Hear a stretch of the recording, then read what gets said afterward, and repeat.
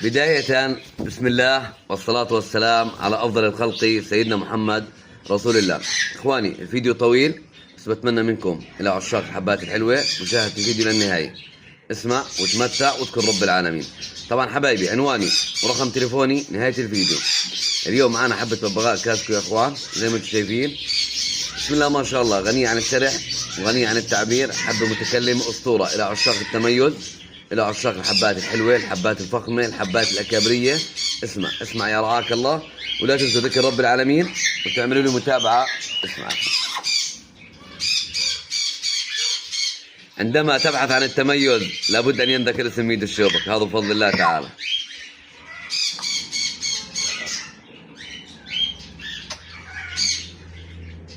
طبعا حبة بتطير وبتيجي على اليد تبارك الرحمن زي ما انتم شايفين، جريئة جدا بالحكي. اسمع.